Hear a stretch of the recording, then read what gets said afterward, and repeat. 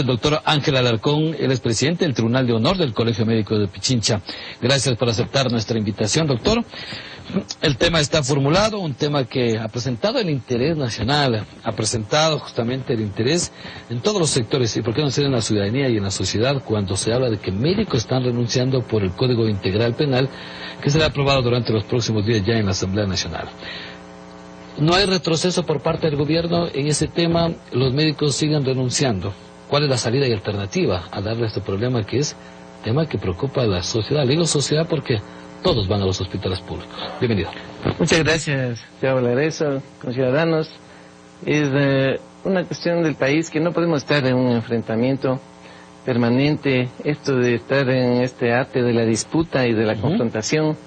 Tenemos que buscar por el diálogo la solución a toda esta crisis que yo considero que ya estamos avanzando. El gobierno tiene muchas razones para poner un código integral penal, todas las leyes juntas allí, pero en el caso de la mala práctica, nació como mala práctica médica, en el artículo 135, y al haber la primera protesta de los médicos, realmente se cambió a mala práctica profesional, pero siguió lo mismo escrito.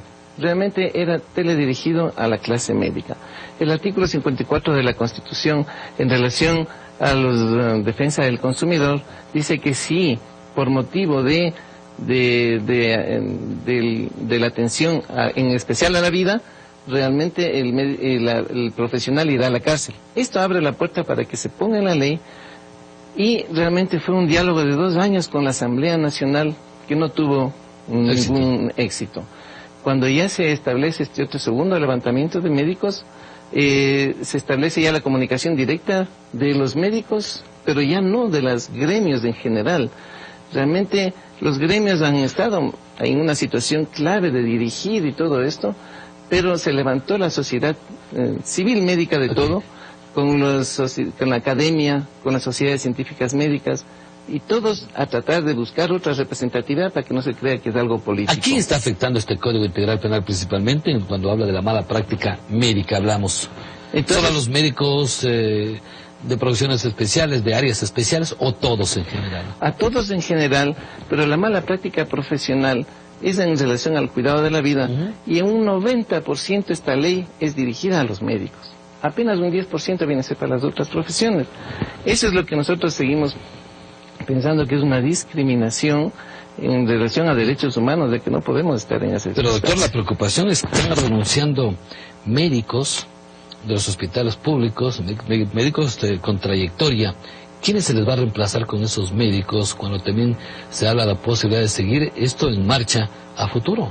El sistema de formación de los médicos es un sistema jerárquico, es un sistema organizado, de que uno entra, por ejemplo, a formación de cirujano, siendo primero un estudiante externo, luego interno, luego la residencia, los años de residencia, luego el posgrado empieza el residente 1, el residente 2, del 3, del 4, luego se gradúa. No es que con el título uno ya empieza a trabajar tan solventemente, requiere estar en equipos de cirugía, de trabajo con los jefes, con sus maestros, para esos siguientes años ir adquiriendo tanta experiencia para que después de largo tiempo vuelen solos y sean muy útiles con sus pacientes. Pero sí podrán ser reemplazados en tal caso. Al ser reemplazados se rompe esta cadena de formación, y realmente un médico joven que recién empiece la carrera a asumir un caso de alta responsabilidad realmente va a ser catastrófico, porque ahí va a aumentar la cantidad de errores y la cantidad de demandas, obviamente, en estas circunstancias.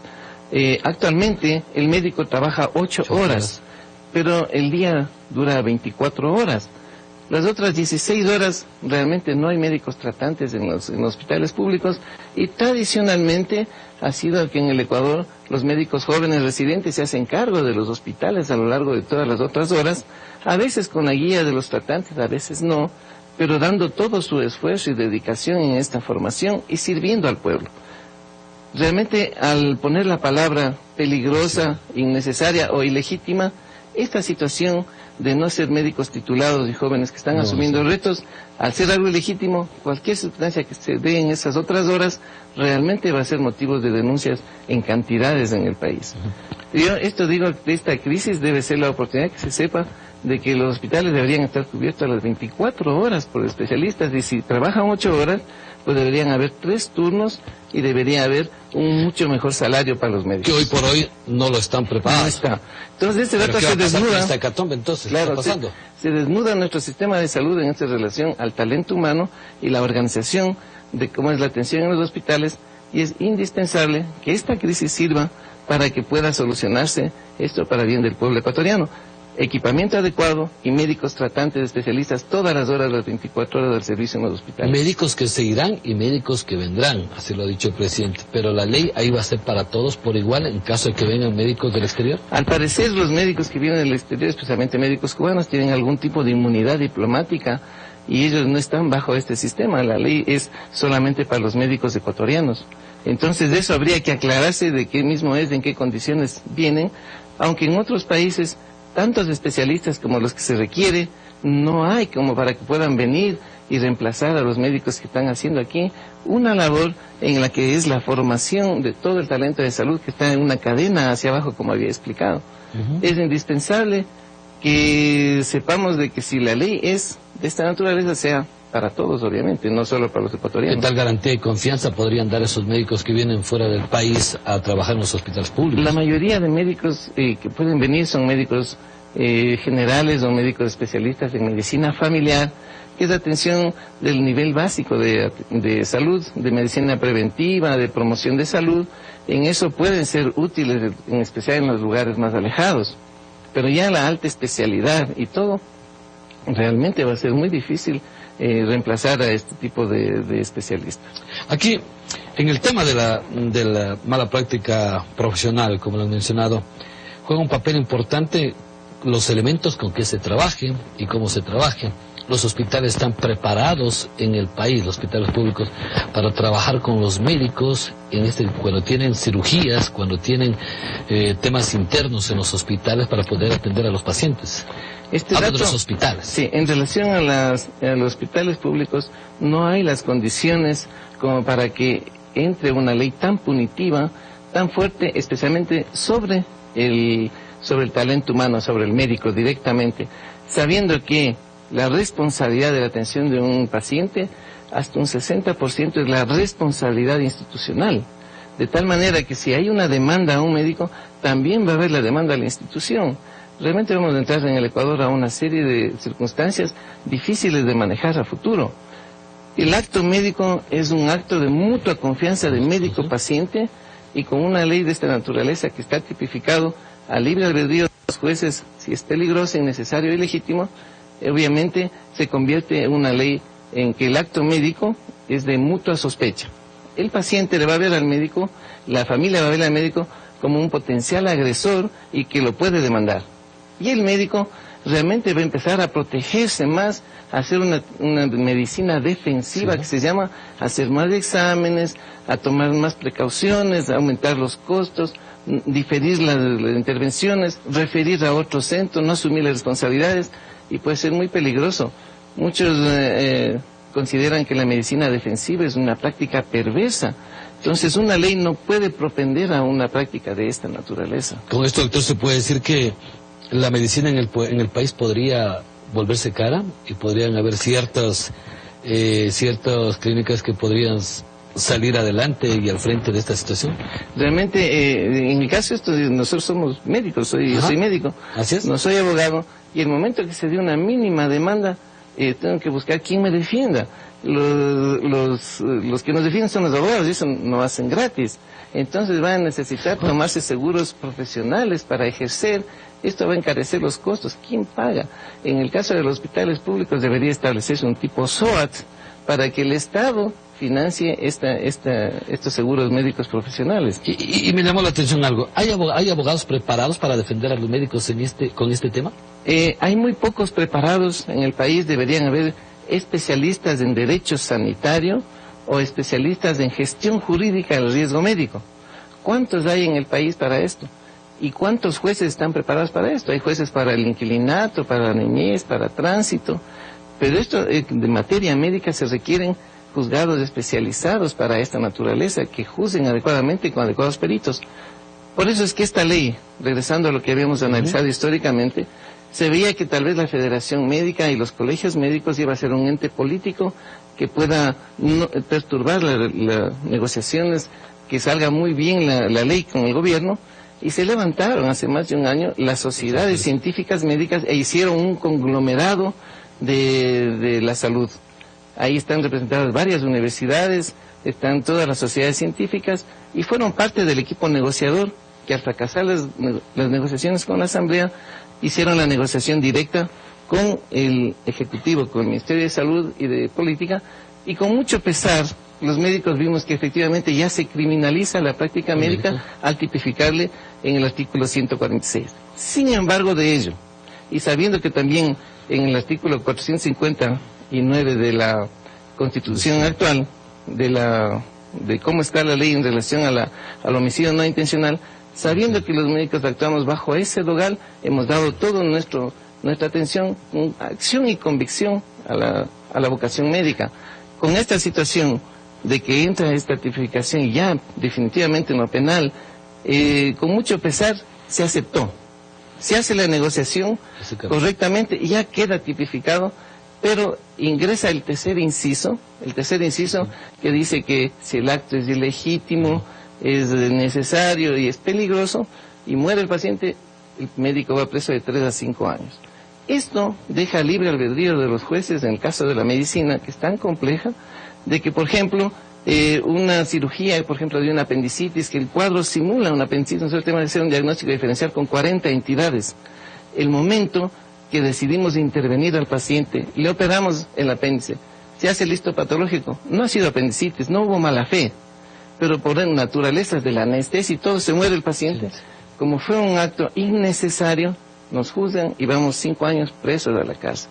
Cuando en la literatura médica mundial hay apendicitis blancas que se llaman, o sea que no fueron apendicitis, sin que haya mala fe, entre aproximadamente un 10 a un 15%, y obviamente son estadísticas mundiales. Y cada enfermedad tiene una estadística de morbilidad y de mortalidad. Toda cirugía es riesgosa, así están con el plano ustedes hacia cuando hablan con el tratante de los familiares. Hay cirugías en las que nos toca entrar a salvar la vida del paciente, sin firmar consentimiento informado, sin nada, porque... ¿Qué va a pasar en esos casos ahí? Realmente es difícil asumir un caso de esa naturaleza, porque el caso es muy peligroso, el paciente está en peligro de muerte, y obviamente uno asumir ese reto de quererle salvar, y se muere, obviamente nos van a acusar y vamos a la cárcel. Por eso la aplicabilidad de estos 3 adjetivos, de peligroso, ilegítimo y necesario, va a ser bien difícil de aplicación, y va a ser motivo de que, con mala fe, algunos abogados o algunos familiares que quieran resarcimiento económico de extorsiones aumenten las demandas imponderablemente, que realmente nos pongan a enfrentar a la sociedad. Doctor, ¿puede haber una salida, una alternativa? Sé que se van a movilizar hoy, ya no solo lo hacen los públicos, también los privados, entre ellos médicos del Hospital Metropolitano, y esto seguirá sumando.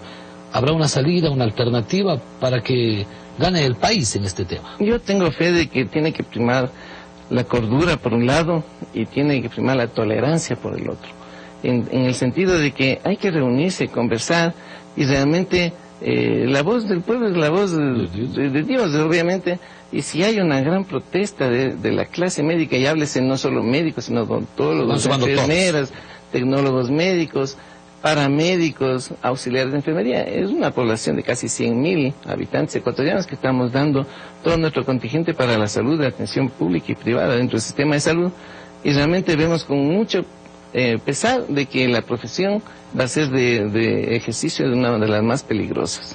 ¿Qué decir el otro lado? ¿Qué decirle a la sociedad? ¿Qué decirle a la ciudadanía con respecto al caso que están viendo? Porque tengo entendido que había cirugías programadas para el día de hoy y se las han reducido.